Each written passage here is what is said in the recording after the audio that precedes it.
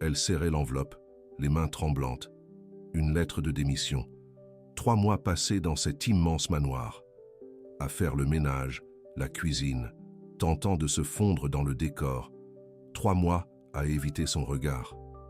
Parce que chaque fois qu'il la regardait, quelque chose en elle hurait, quelque chose d'ancien, d'impossible. Léa avait 26 ans, et 2 petites filles, et aucune explication rationnelle à ce qu'elle ressentait près d'Antoine Dubois. Lui, le millionnaire propriétaire de ce manoir de 5 étages à Paris, un homme d'affaires, froid, distant. Elle, simple employée de maison, dormant dans la chambre de service avec ses filles, touchant à peine le SMIC. Des mondes qui n'auraient jamais dû se croiser, mais ils se croisaient. Chaque fois qu'elle le croisait dans les couloirs interminables de cette demeure, un frisson électrique la parcourait. Chaque fois qu'il lui adressait la parole, même juste pour demander un café, sa voix résonnait dans un coin obscur de sa mémoire, un endroit qui ne devrait pas exister. C'est pour ça qu'elle devait partir, avant de devenir folle, avant de commencer à croire à des choses impossibles. Antoine était dans son bureau quand elle a frappé à la porte. Il leva les yeux de ses dossiers. Et quand il la vit là, debout, avec l'enveloppe blanche à la main, quelque chose en lui se brisa. Il ne savait pas quoi, ne savait pas pourquoi. Il le sentit, simplement. « Démission », murmura-t-elle, voix basse, les yeux rivés au sol. « J'ai trouvé un autre emploi, mieux payé. Je suis désolé pour le préavis si court. » Il aurait dû accepter, signer les papiers, lui souhaiter bonne chance, l'oublier en 1 semaine. C'était ce qu'il faisait avec tous les employés. Mais quand elle tendit l'enveloppe, quand leurs doigts se frôlèrent une fraction de seconde, quelque chose explosa en lui. Une image, fugace, absurde, elle portant une robe d'époque, lui, vêtu d'habits d'un autre siècle, courant, des cris, du sang, non. Il entendit sa propre voix dire, mais ce n'était pas sa voix. Elle était plus grave, plus désespérée. Ne repars pas. Encore. Léa se figea. Encore? Pourquoi disait-il encore? Elle n'était jamais partie avant. Elle n'était là que depuis 3 mois. Antoine se leva de son fauteuil, sentit ses jambes flancher, tomba à genoux sur le sol de marbre du bureau, tenant toujours sa main. La regarda avec des yeux soudainement remplis de larmes. Des larmes qu'il n'avait pas versées depuis l'enfance. « S'il te plaît, » murmura-t-il, « ne repars pas. Encore. Je ne supporterai pas de te perdre à nouveau. » Léa retira sa main, effrayée. « Monsieur Dubois, ça va? Voulez-vous que j'appelle quelqu'un ?» Mais il la retenait fermement, fixait son poignet. Il y avait une marque là. Une marque de naissance en forme de demi-lune. Il connaissait cette marque. Il l'avait vue avant. Pas dans cette vie, dans une autre. Les souvenirs commencèrent à affluer. Des fragments. Des morceaux d'un puzzle qu'il ne savait même pas qu'il était en train d'assembler. Un château, en France. L'année était 1625. 400 ans en arrière. Et soudain il y était. Vraiment. Il pouvait sentir l'odeur de la terre mouillée après la pluie, l'odeur du pain cuisant dans les cuisines du château. Il pouvait entendre les chevaux dans l'écurie, le son du métal frappant la forge. Des voix criant en français ancien, un dialecte qu'il ne devrait pas comprendre, mais qu'il comprenait parfaitement. Il était sieur Antoine de Valois, fils d'un comte, 22 ans, venait de rentrer de 3 ans d'études à la Sorbonne, philosophie, lettres, sciences. Son père voulait qu'il épouse mademoiselle Isabelle de Montaigne, fille d'un autre comte, une alliance stratégique. Argent, terre, pouvoir. Mais en ce jour de juin 1625, chevauchant les terres familiales, il la vit, Éléonore, 19 ans, cheveux noirs longs jusqu'à la taille, attachés avec un simple ruban. Peau bronzée par le soleil, mains abîmées par le travail de la terre. Elle portait une robe de lin grossier usée, rapiécée au coude, les pieds nus dans la terre. Elle était au puits, tirant sur la corde, le seau lourd remontant lentement. Antoine vit la force dans ses bras, vit la sueur perler sur son front, vit quand elle réussit enfin à hisser le seau et se sourit à elle-même. Un petit sourire de satisfaction d'avoir réussi. Et quelque chose en lui s'embrasa. Ce n'était pas seulement de l'attirance physique, c'était de la reconnaissance, comme si cette âme, cet esprit à l'intérieur de ce corps de paysanne, était quelque chose qu'il connaissait mieux que lui-même. Il descendit de cheval. Ses amis, d'autres nobles qui chevauchaient avec lui, rirent. « Antoine, que fais-tu? Ce n'est qu'une paysanne. » Mais Antoine n'écoutait pas. Il marcha vers elle. Elle leva les yeux quand elle vit son ombre. Et quand leurs regards se croisèrent, quand ils se croisèrent, vraiment, les deux le sentirent, comme un éclair traversant leur corps, comme si le temps s'était arrêté, comme si le monde entier avait disparu, et qu'il n'y avait que deux. « Puis-je avoir un peu d'eau » demanda-t-il, voix plus douce qu'il ne l'avait voulu. Éléonore déglutit, acquiesça, prit une cruche de terre cuite, la plongea dans le seau, la lui tendit, les mains tremblantes, quand il prit la cruche. Leurs doigts se frôlèrent une fraction de seconde, et les deux ressentirent ce choc électrique, cette certitude impossible, que ce n'était pas la première fois, qu'ils s'étaient touchés 1000 fois avant. « Quel est ton nom » demanda Antoine en lui rendant la cruche. « Éléonore, monsieur. Éléonore Rousseau. Éléonore, » répéta-t-il, comme pour savourer le nom, comme si c'était le mot le plus beau qu'il ait jamais prononcé. Elle baissa les yeux, rougissant. Son père lui avait appris à ne jamais regarder les nobles directement. C'était un manque de respect. Elle pouvait avoir des problèmes. Sa famille pouvait avoir des problèmes. Mais Antoine ne pouvait pas s'empêcher de regarder. La façon dont elle mordillait sa lèvre inférieure quand elle était nerveuse, la demi-lune dessinée sur la peau de son poignet droit, la façon dont elle respirait, vite, comme si elle aussi ressentait cette connexion. Impossible. Il lâcha sa main, tituba en arrière, de retour au présent, de retour en 2025, de retour dans le bureau de marbre à Paris. C'est de la folie. Tu deviens fou. La réincarnation n'existe pas. Les âmes sœurs n'existent pas. Ce sont des histoires pour faire en sorte que les gens se sentent moins seuls. Léa le regarda avec peur. « Je vais vous chercher de l'eau. Monsieur, vous avez besoin de vous reposer. » Quand elle s'enfuit du bureau, Antoine resta là, sur le sol de marbre, tremblant. Les images ne s'arrêtaient pas. Plus il essayait de les bloquer, plus elle devenait forte. Il la voyait, à 19 ans, cheveux longs et noirs, yeux effrayés. Elle portait de l'eau du puits. Il avait 22 ans, fraîchement revenu d'études à Paris. Ses parents voulaient qu'il épouse la fille d'un autre noble. Il n'aurait jamais dû regarder 2 fois une paysanne. Mais il regarda. Et elle regarda en retour. Et quelque chose entre eux s'embrasa, qu'aucune règle sociale ne pourrait éteindre. Avez-vous déjà eu l'impression de connaître quelqu'un que vous venez de rencontrer, que lorsque vous regardez dans les yeux d'une personne, vous voyez des siècles? Beaucoup de gens considèrent cela comme de la fantaisie.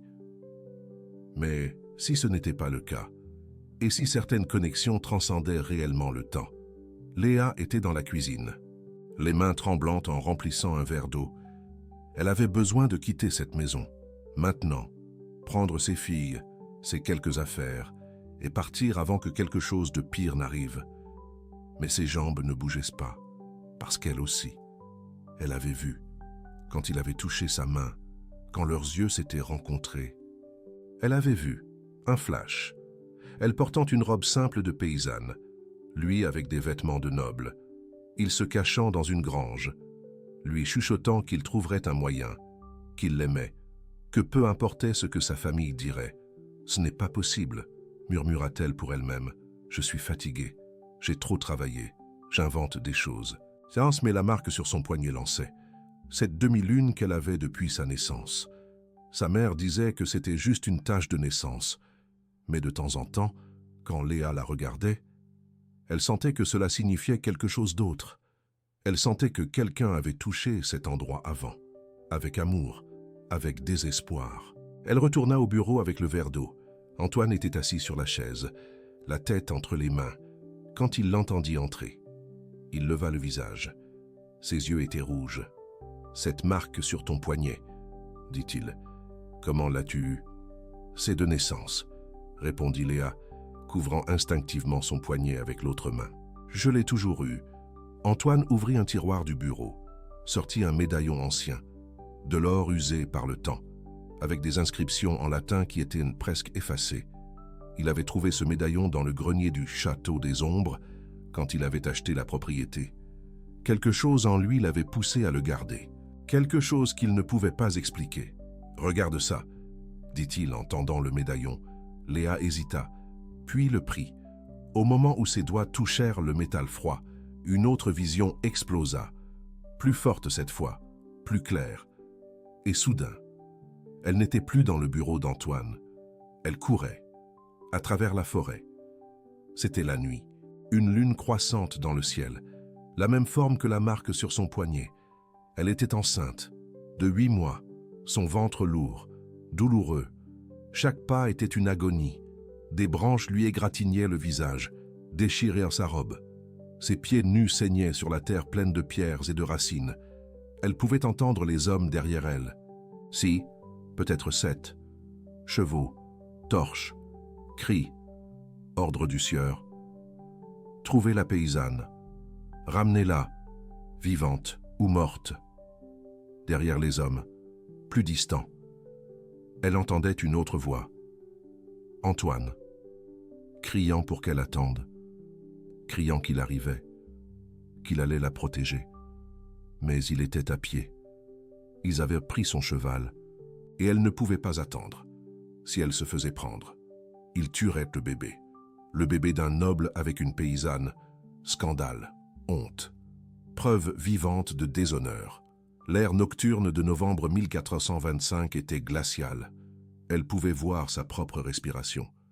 Elle pouvait sentir le froid brûler ses poumons, l'odeur des pins, de la terre mouillée, de sa propre peur suant à travers chaque pore. « Éléonore, arrête !» Elle entendait Antoine crier plus près maintenant. « S'il te plaît, arrête. Nous allons trouver une autre solution. » Mais il n'y avait pas d'autre solution. Elle le savait. Elle avait entendu les ordres du sieur. Elle avait vu la froideur dans ses yeux quand il avait découvert la grossesse. Aucune négociation, aucune pitié, seulement l'élimination du problème.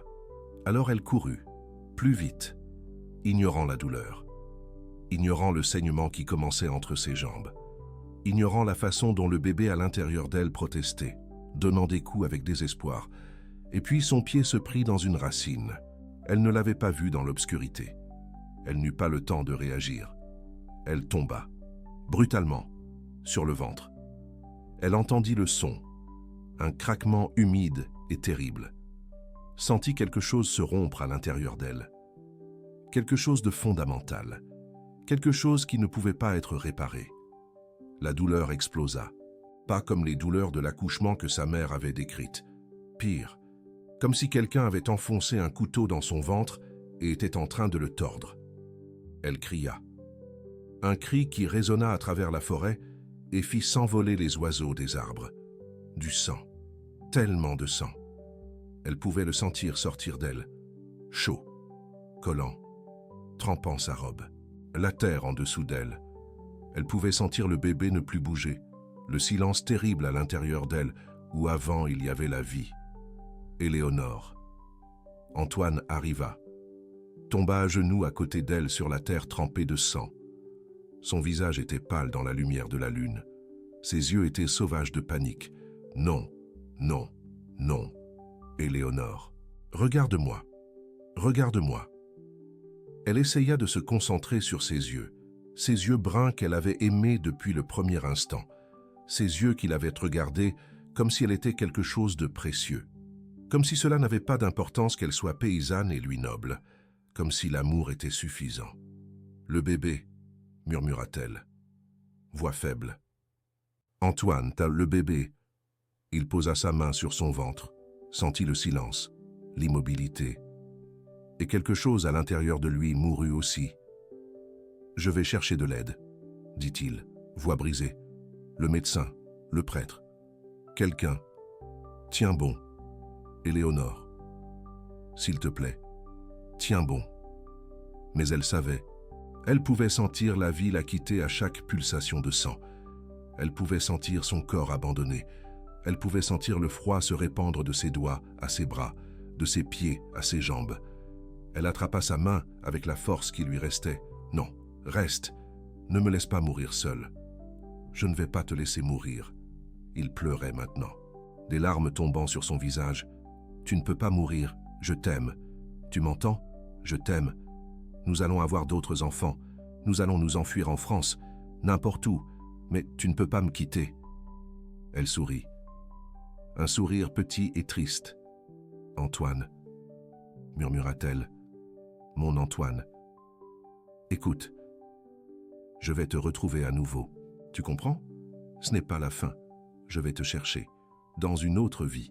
Je te le promets. Mon âme, sœur intemporelle, reconnaîtra la tienne. Peu importe combien de temps passe. Ne parle pas comme ça. » Il implora. « Tu ne vas nulle part. Nous allons rester ensemble, ici, maintenant. » Mais elle pouvait le sentir. Les derniers moments, l'obscurité arrivant. « Promets, » murmura-t-elle, utilisant ses dernières forces pour serrer sa main. « Promets que tu vas me chercher aussi. Que tu n'oublieras pas. Que peu importe combien de vies passent, tu vas me reconnaître. » Et il promit, à travers le désespoir qui le déchirait, à travers les larmes qu'il ne savait pas qu'un homme pouvait verser. « Je promets, dans chaque vie, dans chaque siècle, je vais te chercher, je vais te reconnaître. Et la prochaine fois, rien ne nous séparera, ni ma famille, ni la société, ni Dieu. Je le jure par mon âme. Éléonore, je le jure. » Elle sourit, pour la dernière fois, toucha son visage avec des doigts qui étaient déjà froids, et murmura « Je t'aime, toujours. » Et puis ses mains tombèrent, ses yeux devinrent vides, toujours ouverts, toujours le regardant. Et Antoine serra son corps et cria. Un cri qui résonna à travers la forêt. Un cri de douleur si profonde que les hommes du sieur qui étaient arrivés s'arrêtèrent, mal à l'aise, ne sachant pas quoi faire. Un cri qui résonna à travers 600 ans. Un cri qui vivait encore à l'intérieur de lui, même sans le savoir. La mélancolie du passé, toujours présente. Léa lâcha le médaillon, haletante, tomba à genoux sur le sol. Antoine était à côté d'elle en quelques secondes, tenant ses épaules. La fontaine des souvenirs avait déversé son contenu. « Tu l'as vu ?» murmura Antoine. « Toi aussi, tu l'as vu. » Léa le regarda, les larmes ruisselant sur ses joues. Ce n'est pas possible. Ce n'est pas possible que ce soit réel. Mais le médaillon était là, tombé entre eux, et à l'intérieur, quand Antoine l'ouvrit, il y avait 2 petits portraits peints à la main, un homme et une femme, vêtus de costumes datant de 1425. Le visage de l'homme était identique à celui d'Antoine. Le visage de la femme était identique à celui de Léa. Et la femme sur le portrait avait une marque en forme de demi-lune sur le poignet. Si vous regardez encore, si cette histoire touche quelque chose en vous, je dois vous demander une chose. Cette chaîne existe pour raconter des histoires que la plupart des gens rejettent comme impossibles. Des histoires de connexion qui transcendent le temps et l'espace. Mais raconter ces histoires demande de la recherche, du temps, du dévouement. Si vous croyez que des histoires comme celle-ci méritent d'être racontées, si vous avez déjà ressenti une connexion inexplicable avec quelqu'un, envisagez de soutenir cette chaîne grâce au Super Thanks juste en dessous. Vous ne soutenez pas seulement une vidéo. Vous dites qu'il existe des choses dans ce monde que la science n'explique pas encore, et que ces choses méritent d'être explorées. Léa tenait le médaillon, les mains tremblantes. « Comment est-ce possible? Comment est-ce ici ?» Antoine secoua la tête. « Je ne sais pas. J'ai acheté cette maison il y a 5 ans. J'ai trouvé ce médaillon dans le grenier, avec d'autres objets anciens. La maison a plus de 200 ans. Les anciens propriétaires ont laissé beaucoup de choses derrière eux. » Il prit sa main, doucement cette fois, regarda la marque sur son poignet. « Je sais que ça paraît fou. J'ai passé les 3 derniers mois à essayer d'ignorer ce que je ressentais quand tu étais près. à essayer de me convaincre que c'était juste de l'attraction physique, que j'étais seul, que tu étais belle et que je confondais les choses. Mais ce n'était pas ça, murmura Léa. Non, confirma-t-il, ce n'était pas ça.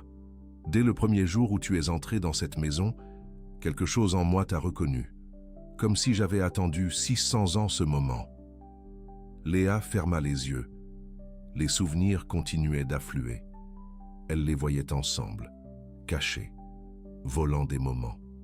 Lui apprenant à lire, elle lui enseignant les étoiles. Deux mondes qui n'auraient jamais dû se toucher, se touchant, créant quelque chose de précieux, créant un amour que leurs positions sociales respectives rendaient impossible. Et puis, la grossesse, la panique, le plan de fuite, la promesse qu'ils iraient en France, où personne ne les connaissait, où ils pourraient recommencer à zéro. Mais son père découvrit, envoya des hommes, et elle courut, et mourut en courant. Une mélancolie du passe l'envahissait. « Sieur Dubois, commença Léa. « Antoine, corrigea-t-il. Mon nom est Antoine, comme ça l'a toujours été. »« Antoine, répéta-t-elle, le mot étrangement familier dans sa langue. J'ai 2 filles. Je suis pauvre. J'ai à peine terminé mes études secondaires. Tu es un millionnaire. Ça ne peut pas marcher. Même si tout ça est vrai, même si nous avons été amants il y a 600 ans, nous vivons encore dans des mondes différents. Nous ne vivons pas, dit Antoine fermement. Dans cette vie-là, j'ai laissé le monde nous séparer. J'ai laissé la peur et la tradition te tuer, toi et notre enfant. J'ai porté cette culpabilité pendant 600 ans sans même savoir que je la portais. Mais maintenant je sais. Maintenant je t'ai retrouvé. Et je ne commettrai pas la même erreur 2 fois. Léa le regarda, non, voulant y croire. Mais la peur était trop grande. Et si c'est juste dans notre tête? Et si nous inventons des souvenirs parce que nous voulons qu'ils soient réels? Antoine se leva. Léda a se levé aussi. Viens avec moi. Il y a quelque chose que je dois te montrer. Ils montèrent 3 volets d'escalier jusqu'au grenier. Antoine alluma les lumières, révélant des décennies de meubles anciens, des cartons poussiéreux, des tableaux recouverts de draps blancs. Il alla droit à un coin spécifique, comme s'il avait toujours su où il était. Retira le drap d'un grand tableau, et Léa arrêta de respirer. C'était une peinture à l'huile, très ancienne. La peinture était craquelée à certains endroits, mais l'image était claire. Un homme et une femme. Lui vêtu comme un noble français du XVe siècle. Elle avec une robe simple mais propre de paysanne, ils se tenaient la main dans un jardin. Et dans le coin inférieur droit de la peinture, une inscription en latin « Éléonore et Antoine, âmes sœurs intemporelles, 1425 ». Les visages sur la peinture étaient leurs visages. Exact, comme s'ils avaient posé pour ce portrait hier. « Comment ?» murmura Léa. « Comment est-ce ici? Dans cette maison? Dans ta maison ?» Antoine secoua la tête, les yeux fixés sur la peinture. « Quand j'ai acheté cette propriété, le notaire a dit qu'elle avait appartenu à une famille noble qui s'est installée en France au XVe siècle. Ils ont ramené beaucoup de reliques de leur histoire. Mais je ne suis jamais monté ici avant il y a 3 mois. 1 semaine après que tu as commencé à travailler ici. Je n'arrivais pas à dormir. Je n'arrêtais pas de penser à toi. Je me sentais fou de penser à toi. Alors je suis monté ici, cherchant une distraction. Et j'ai trouvé ça. » Il toucha le cadre de la peinture. J'ai regardé cette femme et j'ai senti comme si mon cœur allait exploser. J'ai cru que je perdais la tête. Comment pouvais-je ressentir autant pour une peinture vieille de 600 ans? Et puis tu es apparu à la porte du grenier, me cherchant parce que je n'étais pas descendu pour le dîner. Et quand je t'ai vu là, et que j'ai regardé la peinture, j'ai su que c'était vous, la même personne. Léa s'approcha de la peinture à pas lents, tendit la main, toucha le visage de la femme peinte.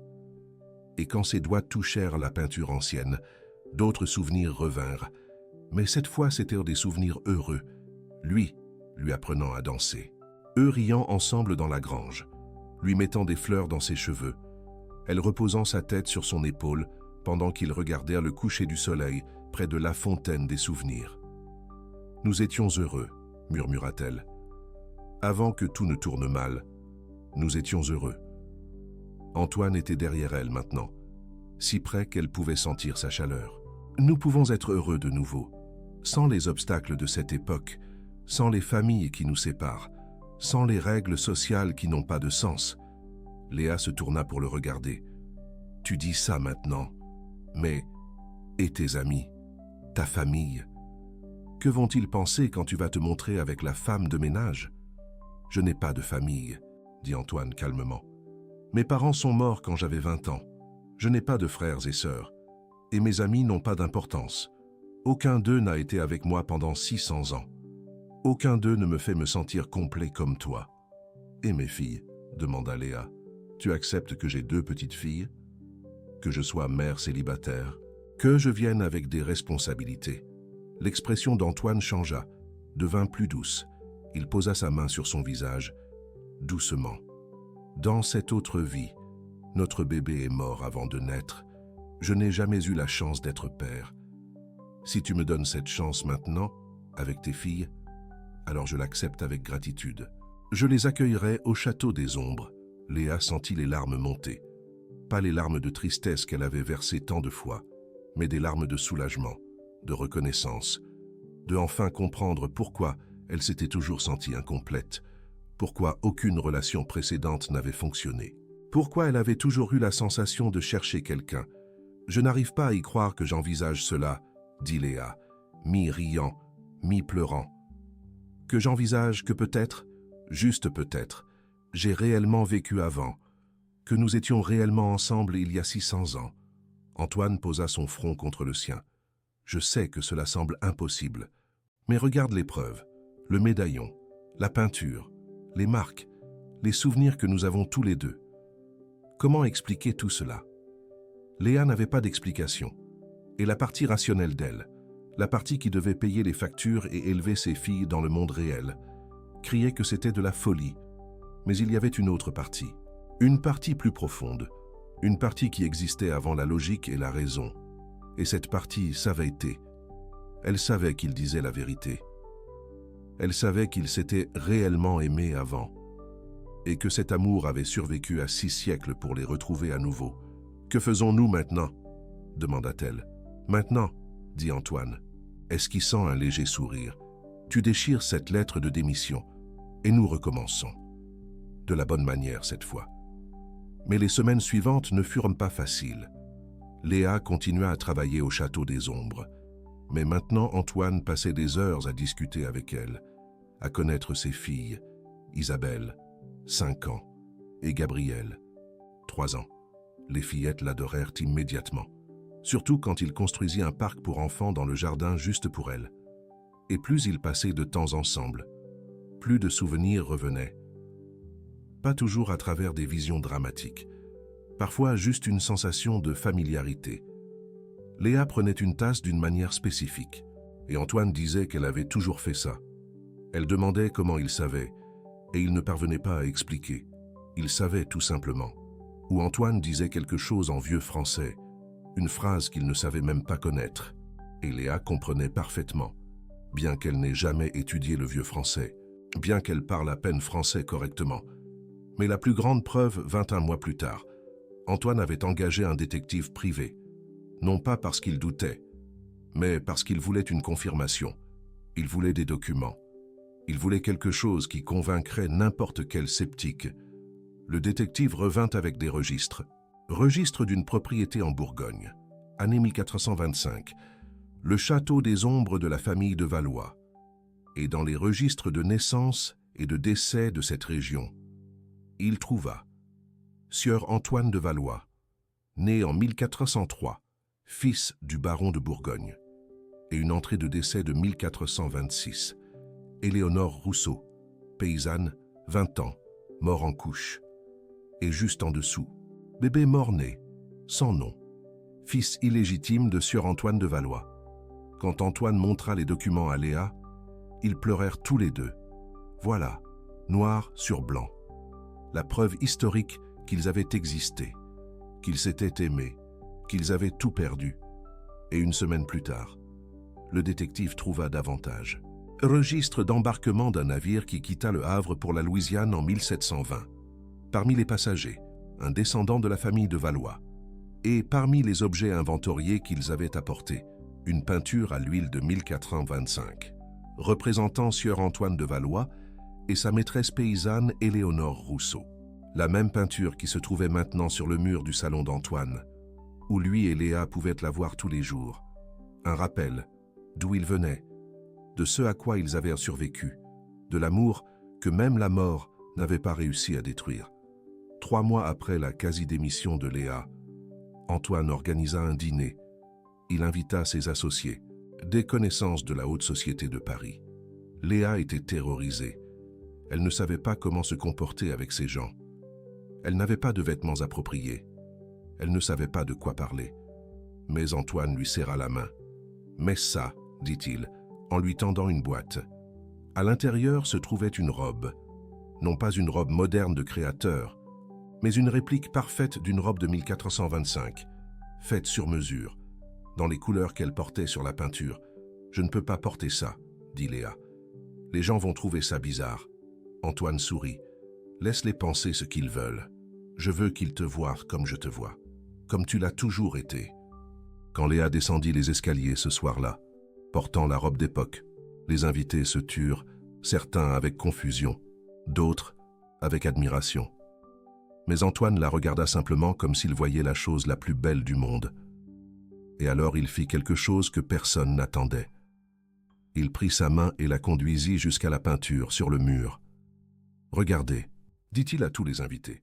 Voici Éléonore, peinte en 1425. Et voici, il désigna Léa, Éléonore en 2025. 600 ans plus tard, même visage, même âme.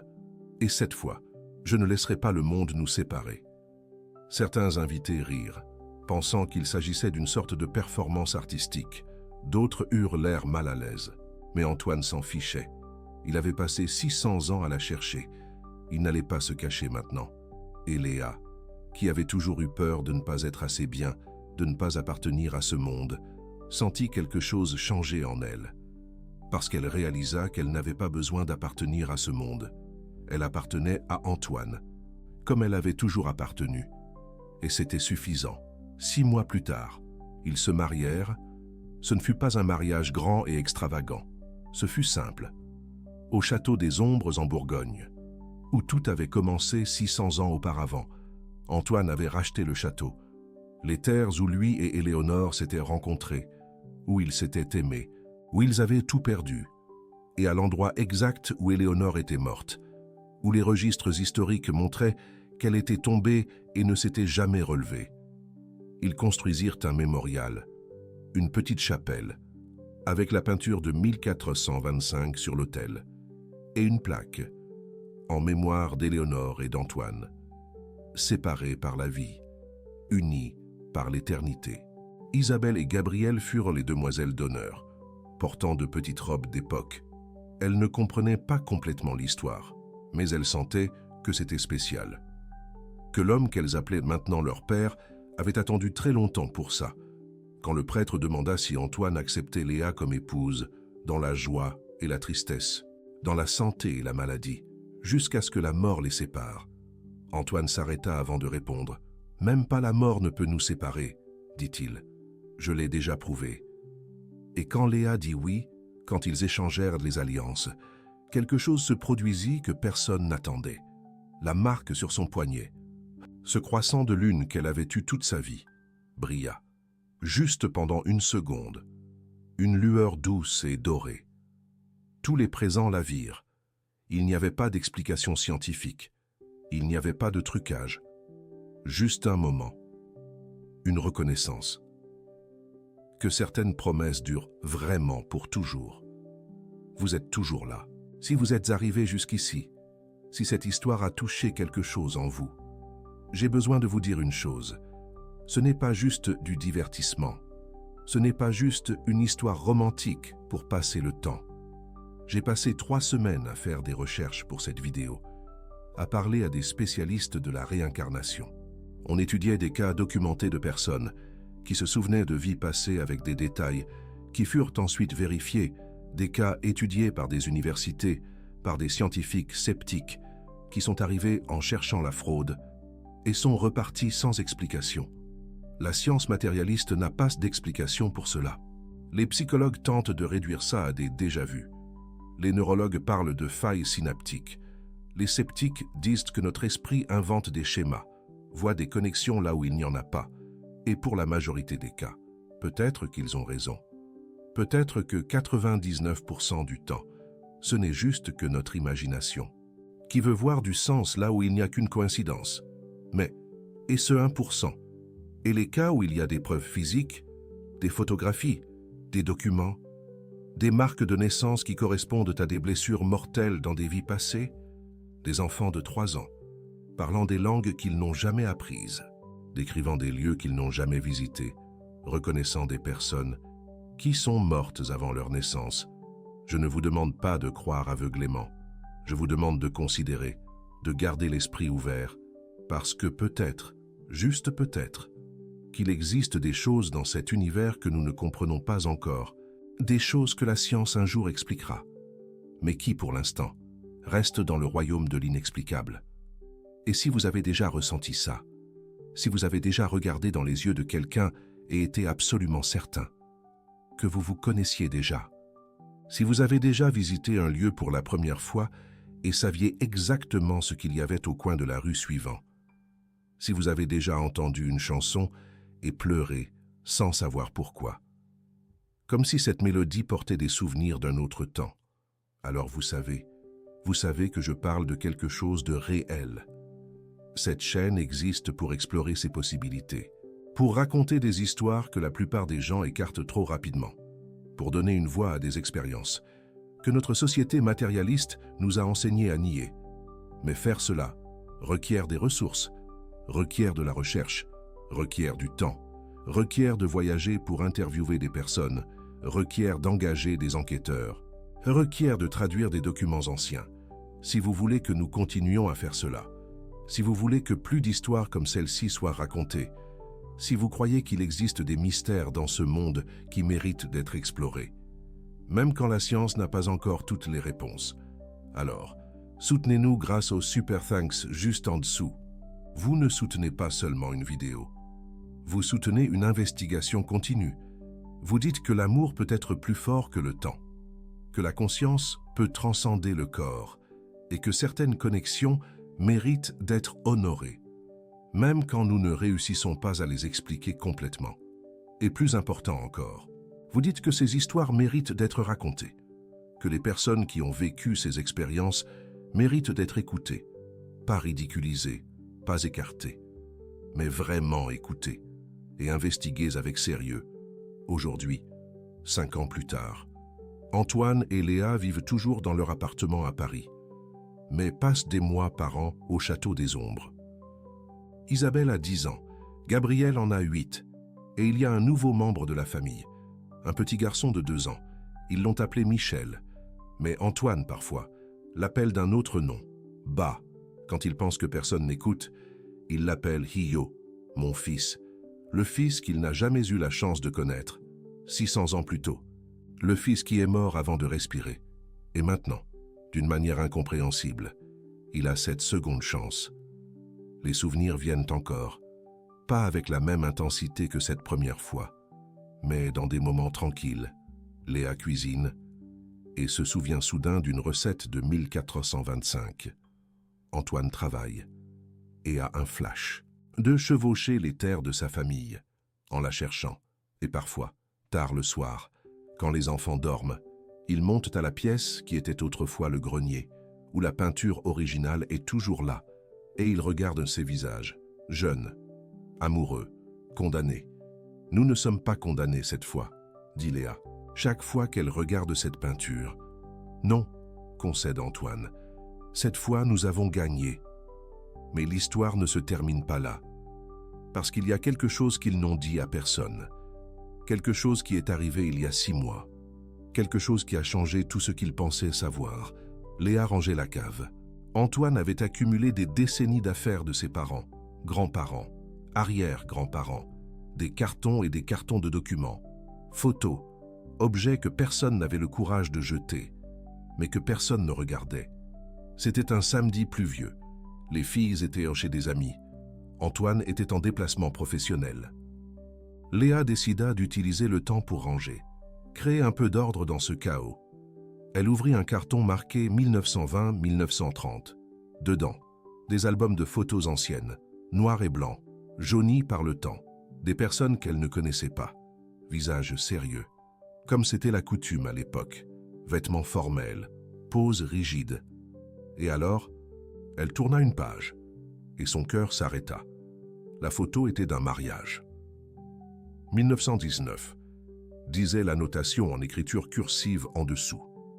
Mariage d'Antoine Dubois II et Éléonore Rousseau. Église Notre-Dame du Mont-Carmel, Paris. Il y avait peut-être 20 personnes sur la photo. Mais Léa ne regardait pas la plupart d'entre elles. Elle regardait le couple au centre, le marié en costume sombre, nœud papillon, la mariée en robe blanche simple, voile de dentelle, bouquet de fleurs blanches, et les visages. Mon Dieu, les visages. L'homme était Antoine, pas ressemblant à Antoine. C'était Antoine, même nez, même bouche, mêmes yeux. Comme si quelqu'un avait pris une photo de lui, vêtu de vêtements de 1919, et l'avait laissé là. Et la femme. Léa leva la main en tremblant, toucha le visage sur la photo. C'était elle. Chaque détail. La forme du menton. La façon dont elle souriait, un peu timide. Même le croissant de lune sur le poignet, visible parce qu'elle tenait le bouquet d'une manière qui exposait le poignet droit. Léa lâcha la photo, se leva, tituba en arrière, heurta une étagère. Des cartons tombèrent, du bruit. Mais elle n'entendait pas. Elle regardait juste cette photo sur le sol. Cette preuve impossible. Quand Antoine revint 3 jours plus tard, elle était assise dans le salon, la photo sur la table devant elle. Elle n'avait pas bien dormi, n'avait pas bien mangé. Elle regardait juste cette photo, en essayant de comprendre. « Antoine », dit-elle quand il entra. Voix étrangement calme. « Il faut que je te montre quelque chose. » Il s'approcha, vit la photo et devint blanc. Lentement, il prit la photo avec des mains tremblantes, la porta à la lumière, étudia chaque détail. « Ce n'est pas possible, » murmura-t-il. « Ce n'est pas... Comment ?» Léa secoua la tête. « Je ne sais pas. Je l'ai trouvé à la cave. Il y a une annotation. Antoine Dubois II, ton arrière-grand-père, j'imagine, et Éléonore Rousseau. » Antoine retourna la photo, au verso. D'autres annotations en écriture cursive. Antoine Dubois II, né en 1892, décédé en 1922. Éléonore Rousseau, née en 1895, décédée en 1922. Mariée le 14 février 1919, 2 enfants, Jean, né en 1919, Marie, née en 1921. Accident de voiture, 3 août 1922. Décédés tous les 2. Enfants élevés par la sœur d'Antoine. Antoine lut, relut. Ses jambes flanchèrent. Il s'affala lourdement sur le canapé. « Ils sont morts ensemble, dit-il. Cette fois, ils ne se sont pas séparés. Ils sont morts ensemble. » Léa s'assit à côté de lui. Et ils ont eu 3 ans. 3 ans de bonheur. Des enfants. Une famille. Antoine la regarda. « Et tu sais ce que ça signifie ? Si cette photo est réelle, si nous avons vraiment vécu cette vie en 1919, alors cela prouve, ce n'est pas seulement l'I-425, ce ne sont pas seulement des visions ou des souvenirs que nous pouvons remettre en question, c'est une preuve physique, une photographie, des documents. Ils engagèrent l'enquêteur le lendemain. Ils lui donnèrent toutes les informations, la photo, les noms, les dates. Il lui fallut 2 semaines, et il revint avec un dossier rempli de documents. Un acte de mariage, authentique, enregistré, Antoine Dubois et Éléonore Rousseau, mariés le 14 février 1919 à l'église Saint-Germain-des-Prés à Paris. Les actes de naissance des enfants. Jean, né en novembre 1919. Marie, née en mars 1921. Et le rapport de police de l'accident. 3 août 1922. Automobile Ford Model T. Conducteur Antoine Dubois. Passagère, Éléonore Rousseau-Dubois. Collision avec un autre véhicule, rue de Rivoli. Les deux décédés sur les lieux. Enfant mineur confié à la garde de Sophie Dubois, sœur du défunt, et des photographies. L'enquêteur en avait trouvé d'autres. Des photos de la famille. Antoine tenant le bébé Jean. Éléonore allaitant Marie. Les quatre ensemble dans un parc. Heureux, vraiment heureux. Sur chaque photo, les visages étaient incontournables. Antoine et Léa, vivants en 1919, mariés, avec des enfants. Heureux, pendant 3 brèves années. C'était il y a plus de 100 ans, murmura Léa, regardant toutes les photos étalées sur la table. Nous avons eu toute une vie entre 1425 et maintenant. Et cette fois, nous avons réussi. Cette fois, nous avons eu notre famille. Pendant 3 ans, dit Antoine, la voix brisée. Et puis, nous sommes morts ensemble, pas séparés, ensemble. Léa prit sa main. Tu comprends ce que ça signifie? Dans cette vie, en 1425, je suis morte et je t'ai laissé seule. Tu as porté cette culpabilité, cette douleur, pendant des siècles. Mais en 1919, nous ne nous sommes pas séparés. Nous sommes partis ensemble. Peut-être que cela a guéri quelque chose. Peut-être que c'est pour cela que nous avons pu nous retrouver de nouveau maintenant. Antoine la regarda les photos, regarda la preuve d'une vie qu'il ne se souvenait pas consciemment, mais qui, d'une certaine manière, était écrite dans son âme. Jean et Marie, dit-il soudainement. Nos enfants, en 1919. Que leur est-il arrivé? L'enquêteur ouvrit un autre dossier. Jean Dubois a vécu jusqu'en 1987. Il s'est marié, a eu 3 enfants. Marie Dubois a vécu jusqu'en 1995. Elle s'est mariée, a eu 4 enfants. Tous les deux ont eu des vies longues et épanouies. Et les descendants, demanda Léa, sont-ils encore là? L'enquêteur acquiesça. Beaucoup, éparpillés dans Paris, Lyon, même certains à l'étranger. Vous avez. Il vérifia ses notes. Environ 32 descendants vivants de Jean et Marie. Léa et Antoine se regardèrent. 32 descendants. D'une vie qu'ils ont vécue il y a plus de 100 ans.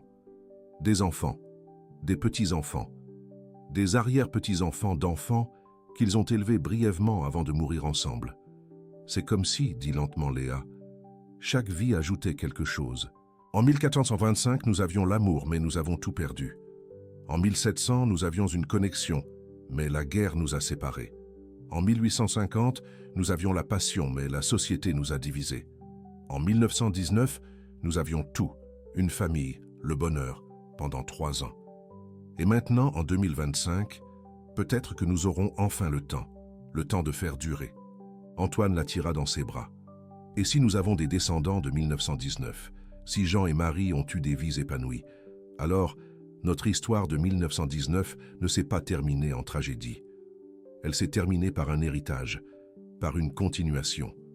Ils passèrent cette nuit à regarder les photos de 1919, d'Antoine et Éléonore jouant avec leurs enfants, de moments de bonheur capturés en noir et blanc, la preuve qu'ils avaient déjà été heureux avant, qu'ils pouvaient être heureux de nouveau.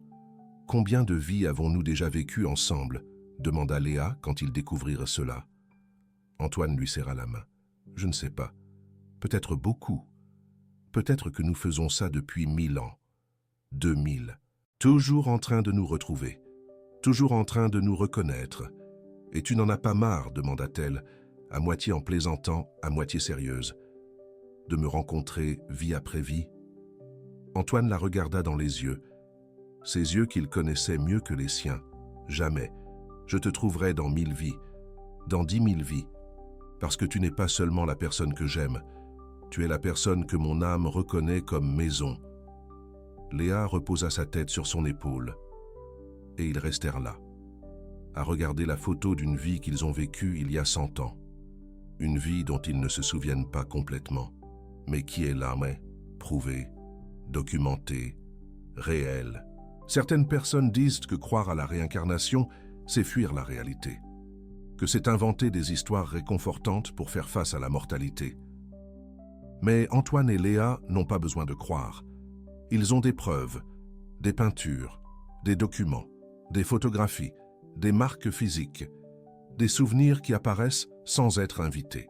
Et plus important que n'importe quelle preuve, ils ont la reconnaissance, cette sensation d'être enfin complet, d'être enfin chez soi, pas dans un endroit, mais dans une personne. Maintenant, je veux vous poser une question, pas pour que j'y réponde, mais pour que vous y pensiez. Avez-vous déjà ressenti ça? Avez-vous déjà regardé quelqu'un et eu la certitude absolue que vous vous étiez déjà connu avant?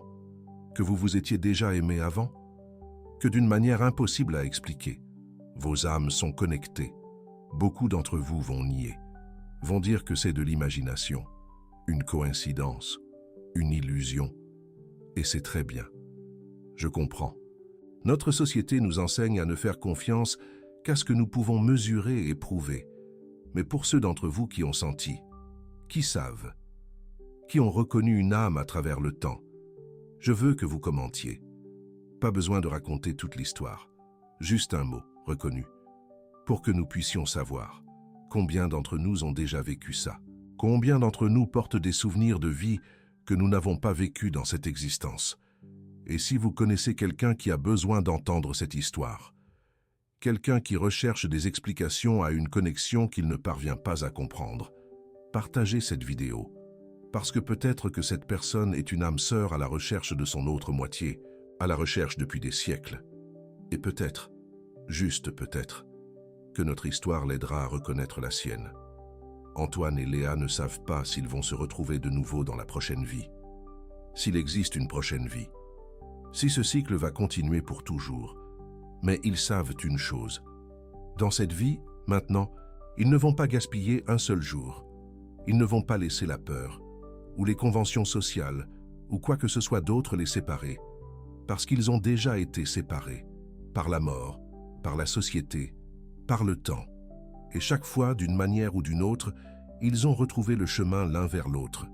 Et cela, plus que n'importe quelle preuve documentaire, plus que n'importe quelle peinture ou photographie, c'est la preuve qui compte, que l'amour, quand il est réel, quand il est profond, quand il connecte les âmes et pas seulement les corps, cet amour transcende tout, le temps, la mort, l'oubli. Cet amour trouve toujours un chemin, toujours. Et si vous êtes à la recherche de cet amour, si vous sentez qu'il existe quelque part quelqu'un que votre âme reconnaîtrait instantanément, n'arrêtez pas de chercher. Parce que peut-être, vous avez raison. Peut-être qu'en quelques lieux, à travers le temps et l'espace, existe quelqu'un qui vous cherche aussi, quelqu'un qui a promis de vous retrouver, quelqu'un qui n'a jamais oublié. Et peut-être, lorsque vous vous rencontrerez, lorsque vos yeux se croiseront pour la première fois dans cette vie, vous saurez, vous reconnaîtrez, et tout prendra sens. La quête, la solitude, la sensation d'être incomplet, tout aura valu la peine, parce que finalement, après des siècles, après des vies, vous serez chez vous, ensemble, de nouveau. Et cette fois, vous ferez différemment. Cette fois, vous ne laisserez rien vous séparer, ni famille, ni argent, ni la mort, parce que certaines promesses durent vraiment pour toujours. Mais revenons ensemble au début. Au premier jour où Léa est entrée dans le château des ombres, 3 mois avant ce moment dans le bureau, 3 mois avant qu'il ne manque de tout perdre de nouveau, c'était un jour de pluie battante à Paris. Léa venait d'être expulsée de son minuscule appartement où elle vivait avec ses filles. 2 valises avec toutes leurs possessions. Emma avec de la fièvre. Chloé pleurant de faim. Et une annonce d'emploi qui semblait trop belle pour être vraie. Employée de maison, logement inclus, salaire au-dessus de la moyenne, elle a failli ne pas y aller. Ça sentait l'arnaque, mais la pluie devenait plus forte et elle n'avait nulle part où aller. Alors elle a pris le bus avec les filles, les valises trempées, et a sonné à la porte de cette immense demeure. La gouvernante qui a ouvert la porte l'a regardée de haut en bas avec désapprobation. « Vous êtes en retard. L'entretien était il y a 15 minutes. » Léa tremblait, de froid, de peur, d'épuisement. « Excusez-moi, le bus était en retard. S'il vous plaît, j'ai vraiment besoin de ce travail. » La gouvernante a soupiré. « Sieur Antoine de Valois va décider. Attendez ici. Léa est restée là, immobile, trempée, essayant de calmer les filles. Et alors, il est apparu. Antoine, descendant cet immense escalier de marbre, costume impeccable, expression froide. Un homme qui ne s'était clairement jamais soucié d'argent, de pluie ou d'expulsion. Il l'a regardé et s'est arrêté, à mi-chemin de l'escalier, juste arrêté, comme s'il avait oublié comment descendre les marches. Léa l'a regardé aussi et a senti cette reconnaissance impossible, cette certitude qu'elle avait déjà vu ses yeux avant, pas dans cette vie, dans une autre. La gouvernante a toussé, brisant le moment. « Sur Antoine, voici Léa Moreau, candidate au poste d'employé. » Antoine a descendu le reste de l'escalier lentement.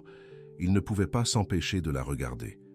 La façon dont elle tenait ses filles, la marque en forme de demi-lune qu'il pouvait voir sur son poignet, même de loin. La façon dont elle inclinait la tête. Exactement comme Éléonore le faisait 600 ans auparavant. « Vous avez de l'expérience ?» a-t-il demandé. La voix plus rauque qu'il ne l'avait voulu. « 2 ans dans une famille. » Léa a répondu, essayant de ne pas le regarder directement. La sensation était trop intense, comme regarder le soleil. « Je connais le nettoyage, la cuisine, la lessive, et je prends bien soin des enfants. Les miennes sont bien élevées, elles ne vont pas déranger. » Antoine a regardé les filles, Emma avec 5 ans, pâle de fièvre, Chloé avec 3 ans, affamée et fatiguée. Et quelque chose en lui s'est brisé. Il ne savait pas pourquoi. Il savait juste qu'il avait besoin d'aider, que les laisser retourner sous cette pluie serait impensable. « Le poste est à vous, » a-t-il dit abruptement. « La gouvernante peut vous montrer votre chambre. Vous commencez demain, aujourd'hui. Reposez-vous. Et emmenez la petite chez le médecin. Je paie. » Léa a cligné des yeux, surprise. « Merci, monsieur. Merci beaucoup. » Quand elle est passée devant lui pour suivre la gouvernante, leurs bras se sont frôlés et Antoine a senti ce choc électrique, cette sensation de déjà-vu si forte qu'il a dû s'appuyer sur la rampe de l'escalier. Et pendant les 3 mois suivants, il a essayé d'ignorer, a essayé de rester loin d'elle. Mais plus il essayait, pire c'était. Il se surprenait à inventer des excuses pour aller à la cuisine où elle travaillait, pour passer dans le couloir où elle nettoyait, juste pour la voir, juste pour ressentir cette sensation étrange d'être enfin complet. Et Léa le sentait aussi. Elle se surprenait à se réveiller au milieu de la nuit avec des rêves vivides, des rêves d'un autre temps, d'un autre lieu. Elle avec des vêtements différents, lui aussi. Toujours eux, toujours ensemble, toujours quelque chose les séparant. Les filles de Léa l'ont remarqué. Emma, la plus âgée, a demandé un jour « Maman, pourquoi tu regardes Sieur Antoine quand il ne te voit pas ?» Léa a senti son visage chauffer. « Je ne regarde pas. »« Si, tu regardes. » Emma a insisté. « Et lui aussi te regarde, quand tu ne le vois pas. » Léa a essayé d'expliquer à sa fille que c'était impossible, que des hommes comme Antoine de Valois ne regardaient pas des femmes comme elle. Mais au fond, elle savait que la petite avait raison. Elle avait senti ses yeux sur son dos, avait remarqué comment il devenait tendu quand elle entrait dans une pièce, comment sa voix changeait quand il lui parlait. Et puis, ce jour est arrivé, le jour de la quasi-démission. Léa avait finalement trouvé un autre emploi, payé moins, mais loin de cette demeure, loin d'Antoine, loin de cette sensation perturbante de tomber amoureuse d'un homme qu'elle connaissait à peine, un homme qui n'était pas à sa portée, un homme qui, pour une raison insensée, lui semblait familier comme si elle le connaissait depuis des siècles. Mais quand elle a remis cette lettre de démission, quand Antoine est tombé à genoux, quand il a dit ces mots, « Ne repars plus, tout a changé. » Et maintenant, des jours après ce moment, Léa était assise dans la chambre qu'elle partageait avec ses filles, tenant le médaillon qu'Antoine lui avait donné. Le médaillon avec l'inscription en latin « Âme sœur intemporelle, son âme sœur intemporelle ». Les visions continuaient de venir, de plus en plus claires, de plus en plus détaillées. Elle se voyait à 19 ans, en 1425, travaillant sur les terres du père d'Antoine. Elle se voyait le rencontrant pour la première fois. Il venait de rentrer de France, où il avait étudié la philosophie et les arts. Ses parents voulaient qu'il assume les responsabilités de la famille, qu'il se marie avec quelqu'un de statut égal. Mais il l'a vu dans les champs, portant de l'eau, et a cessé de penser à quoi que ce soit d'autre. La première fois qu'ils ont parlé, c'était près de la fontaine des souvenirs. Elle puisait de l'eau. Il passait à cheval. Il aurait dû l'ignorer, mais il n'a pas pu.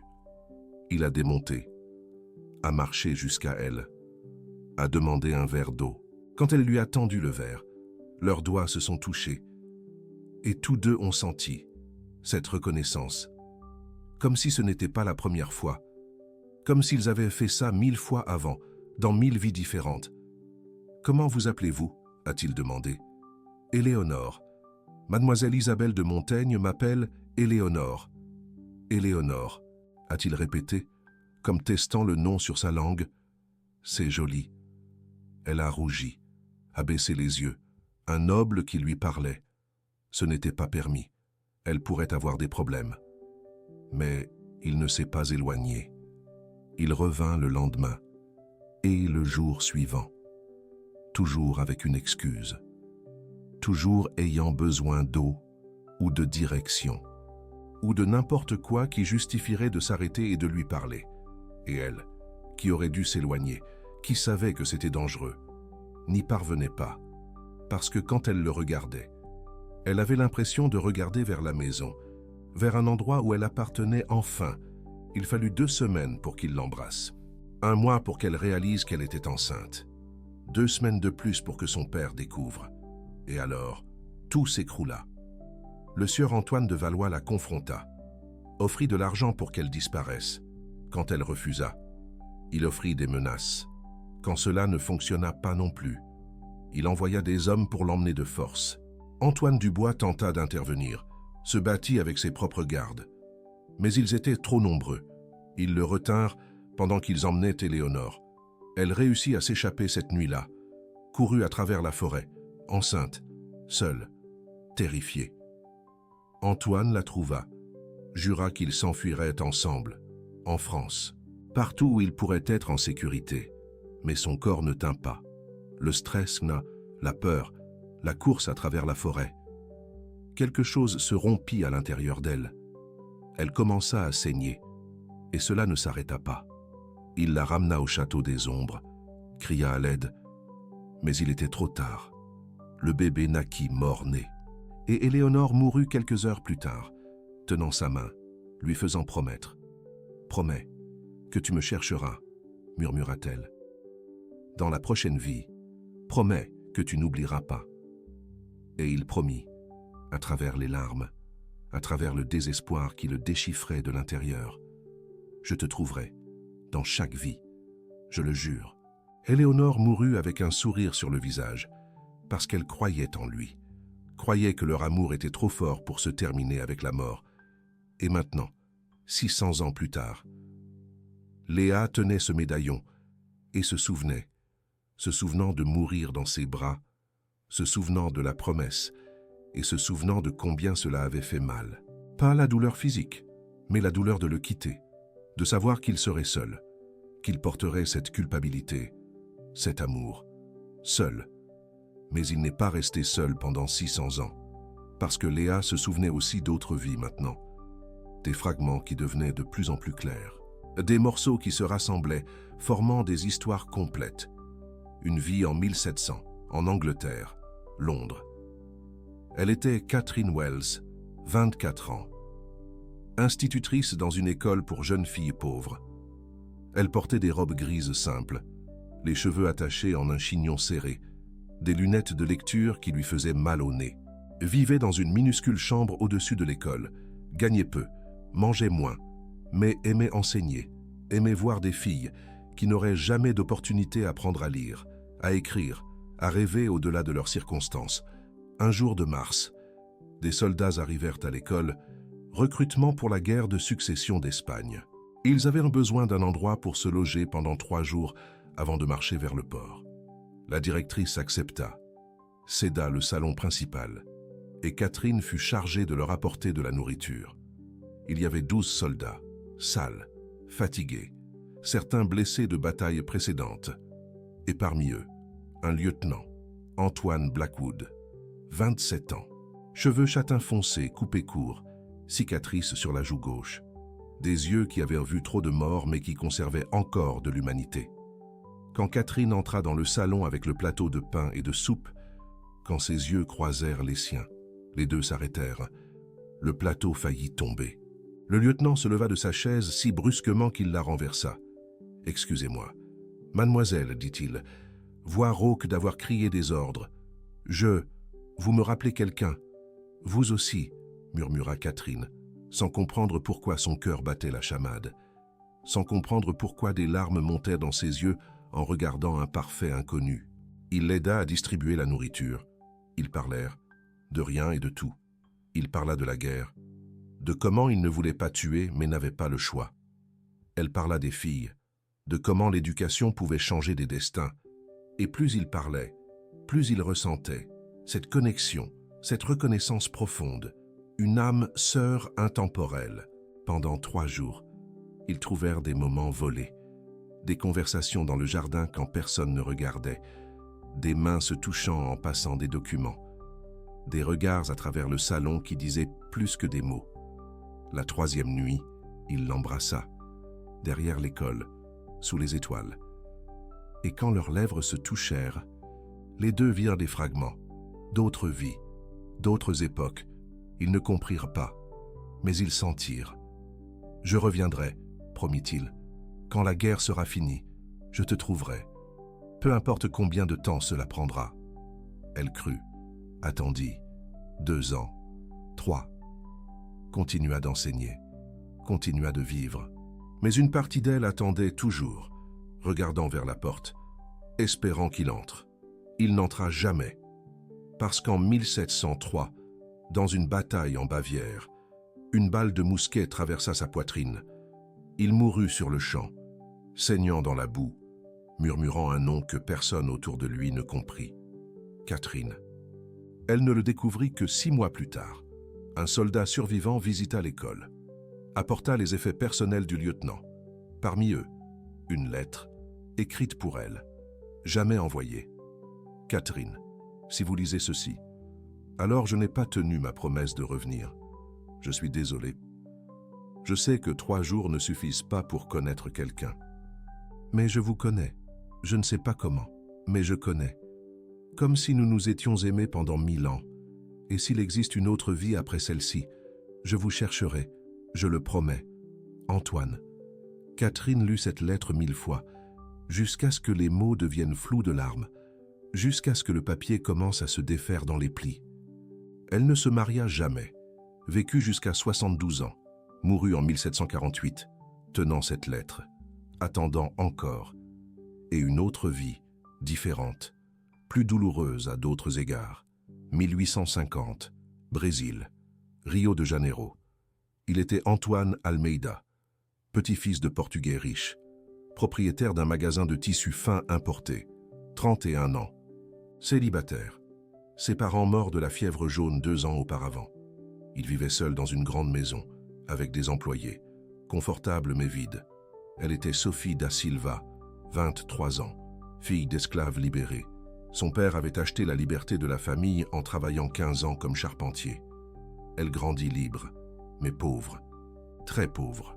Travaillait à laver le linge. Mains toujours craquelées du savon fort. Dos toujours douloureux de porter des ballots lourds. Un jour, elle alla livrer du linge propre chez lui.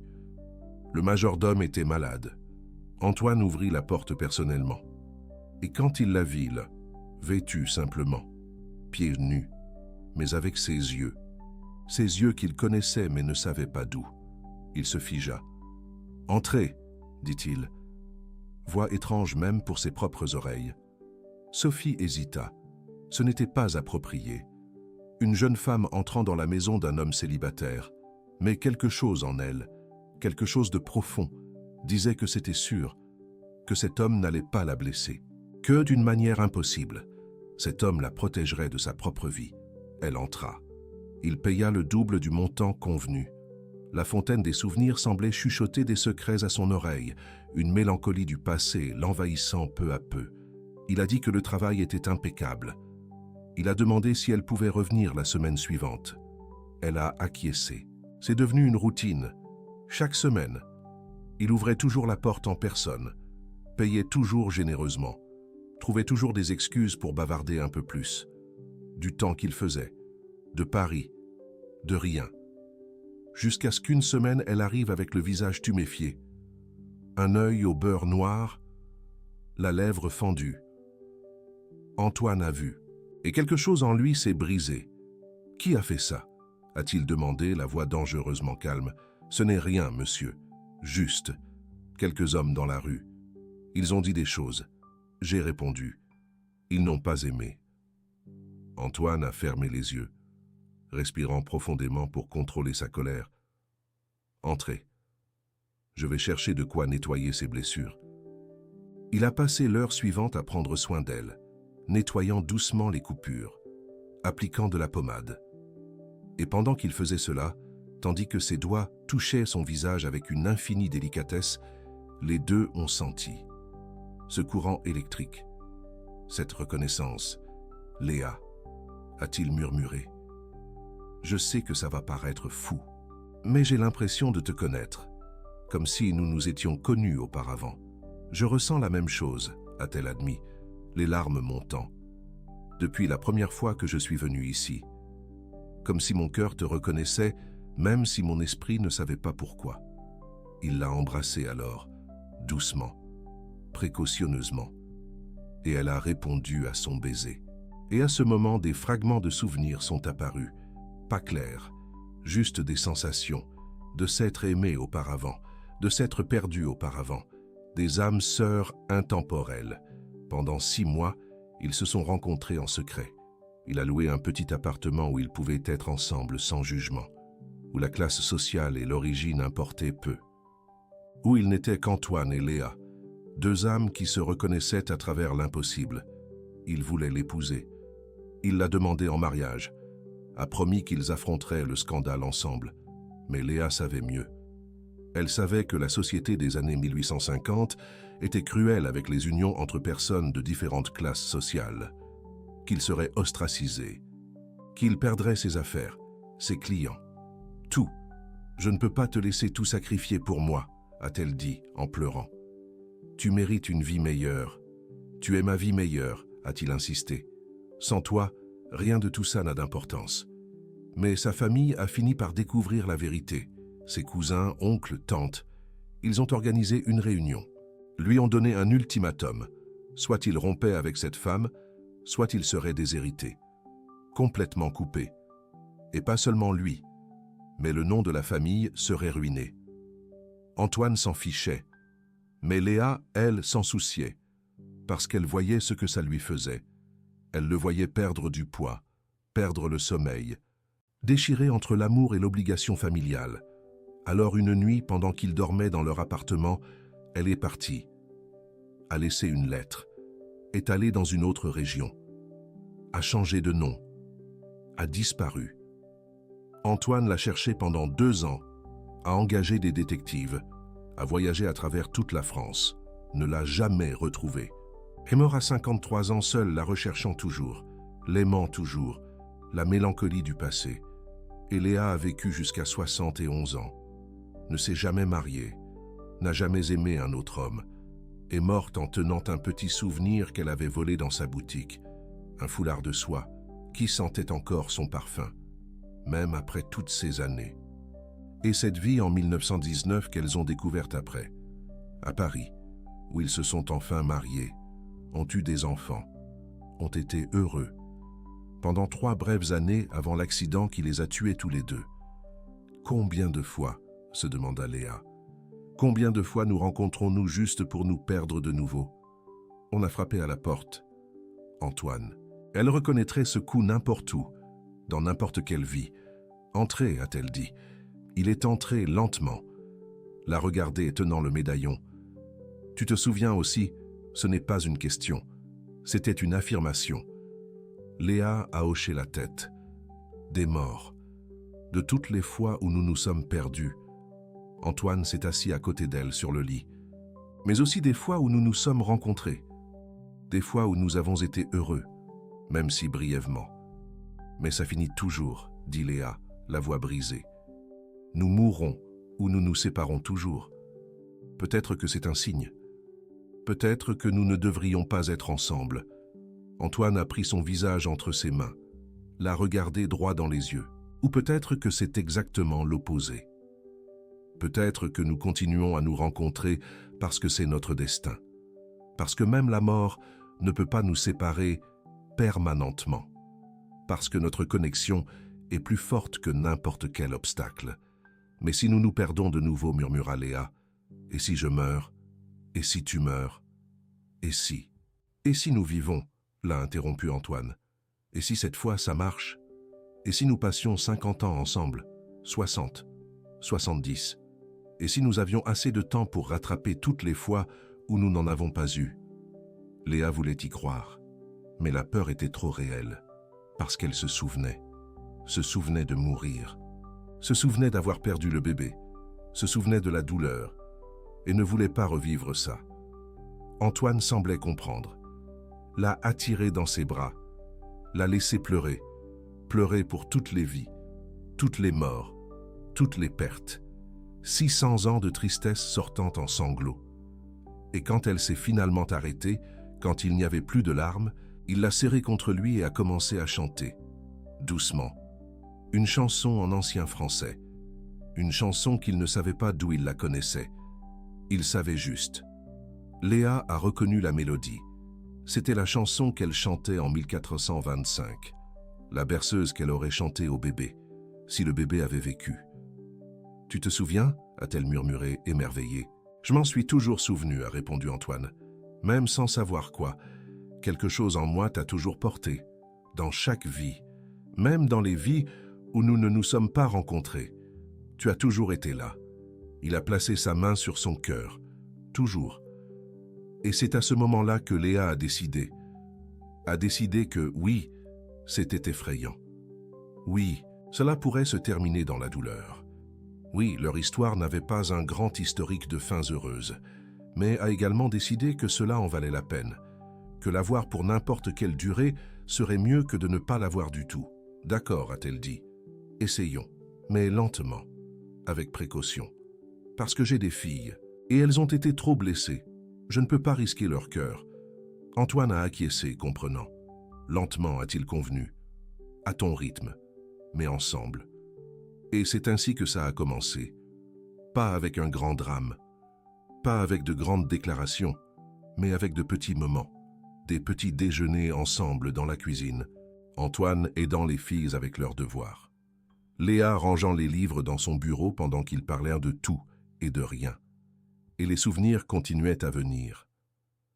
Mais plus seulement les mauvais, aussi les bons. Antoine, se souvenant d'avoir appris à Éléonore à lire en 1425. Léa se souvenant d'avoir dansé avec lui en 1919. Tous deux se souvenant de toutes les petites intimités qu'ils ont construites à travers les siècles. Et lentement, les filles de Léa ont commencé à lui faire confiance. Isabelle, l'aînée, était initialement méfiante. Beaucoup d'hommes étaient entrés et sortis de la vie de sa mère et de la sienne. Aucun n'était resté. Pourquoi celui-ci serait-il différent ? Mais Antoine était patient, n'a rien forcé, était juste là, constamment, tous les jours. Et graduellement, Isabelle a commencé à baisser sa garde. Gabrielle, la plus jeune, a été plus facile. Elle voulait simplement quelqu'un avec qui jouer. Et Antoine découvrit qu'il adorait jouer, construire des forts avec des coussins, lire des histoires avant de dormir, ou dessiner avec des crayons de couleur. Un jour, 6 mois après cette quasi-démission, Gabrielle tomba malade. Une forte fièvre. Léa était paniquée, se souvenant d'autres fois où ses filles étaient tombées malades et qu'elle n'avait pas d'argent pour un médecin. Mais Antoine était là. Il appela le meilleur pédiatre de Paris. Il resta éveillé toute la nuit, faisant des compresses froides, mesurant la température toutes les heures. Et quand Gabrielle finit par s'endormir, la fièvre baissant, elle était agrippée à sa main. Léa regarda cette scène. Cet homme millionnaire, assis par terre dans la chambre de bonne, tenant la main d'une enfant qui n'était même pas la sienne, et elle sut qu'ils ne partiraient pas, que cette fois, finalement, ils auraient leur chance. 3 semaines plus tard, Isabelle faisait ses devoirs sur la table de la cuisine. Antoine l'aidait, expliquant les mathématiques d'une manière qui, enfin, avait du sens. Soudain, de but en blanc, Isabelle demanda « Est-ce que tu vas épouser maman ?» Antoine s'arrêta, surpris. Il regarda Léa qui faisait la vaisselle et qui s'était figée à cette question. « Je le souhaiterais, dit-il honnêtement, mais seulement si ta mère le veut, et seulement si vous deux êtes d'accord, parce que je ne me marie pas seulement avec elle. Je deviens une partie d'une famille, et cela requiert la permission de tout le monde. » Gabriel, qui coloriait par terre, leva la tête. « Moi, je suis d'accord. Tu peux épouser maman. » Isabelle fut plus prudente. « Tu promets de ne pas partir, peu importe quoi. » Antoine la regarda droitement dans les yeux, avec toute la sérieux qu'il pouvait rassembler. « Je le promets, peu importe ce qui arrive, je ne partirai pas. Je suis là pour rester. » Et il tint parole. Quand les amis riches d'Antoine le critiquèrent pour fréquenter une employée de maison, quand la famille de Léa la jugea pour s'impliquer avec son patron, quand les médias découvrirent l'affaire et publièrent des articles questionnant ses intentions, à travers toutes, il resta. Et quand ils se marièrent enfin, dans la petite chapelle du château des Ombres, quand Antoine passa l'alliance au doigt de Léa, les deux sentirent. La marque sur son poignet brilla, et les deux virent une dernière vision. Éléonore et sieur Antoine de Valois de 1425, ensemble, souriant, libérés, comme s'ils pouvaient enfin se reposer, comme si, finalement, la promesse avait été accomplie. Toutes les histoires de réincarnation ne se terminent pas bien. Toutes les âmes sœurs intemporelles ne parviennent pas à se reconnecter, mais celle-ci y est parvenue. Après 600 ans, après d'innombrables vies, ils eurent enfin leur chance. Et 5 ans plus tard, quand Michel naquit, quand Antoine tint ce bébé dans ses bras, il pleura. Il pleura pour le bébé qu'il n'avait jamais pu tenir en 1425. Il pleura pour cette deuxième chance que la vie lui offrait. Il pleura de gratitude. Et Léa, se remettant de l'accouchement, le regarda tenant leur fils et se souvint. Elle se souvint d'être morte avant de pouvoir faire cela. Elle se souvint d'avoir promis qu'ils se retrouveraient et réalisa. C'était sa récompense. Pour toute la douleur, pour toutes les pertes, ce moment, cette famille, cet amour qui avait enfin le temps de grandir. Aujourd'hui, quand les gens demandent comment ils se sont rencontrés, Antoine et Léa se contentent de sourire. Certaines relations sont compliquées à expliquer, surtout quand elles impliquent 600 ans. Mais ils savent, et ceux qui croient, ceux qui ont déjà ressenti cette reconnaissance impossible, savent aussi. Certaines connexions ne commencent pas quand vous rencontrez quelqu'un. Certaines connexions existent déjà, attendant à travers le temps, attendant la bonne vie, le bon moment, pour enfin s'accomplir. Et vous, qui regardez cette histoire, avez-vous déjà ressenti cela? Cette reconnaissance qui n'a aucun sens, cette sensation de connaître quelqu'un que vous venez de rencontrer? Ne l'écartez pas trop vite, parce que peut-être, juste peut-être, votre âme sait quelque chose que votre esprit n'a pas encore découvert. Peut-être que vous aussi. Vous avez une promesse qui attend d'être accomplie, un amour qui attend d'être retrouvé. Une âme sœur qui vous cherche à travers les siècles, bercée par la mélancolie du passé. Et peut-être, juste peut-être, quand vos yeux se croiseront, vous saurez. Comme Antoine et Léa ont su, comme d'innombrables autres l'ont su à travers l'histoire, près de la fontaine des souvenirs, vous serez enfin chez vous, pas dans un lieu, mais dans une personne, dans une connexion qui transcende le temps, la mort, l'oubli, parce que certaines promesses durent vraiment pour toujours. Une âme sœur intemporelle, un lien éternel, au château des Ombres,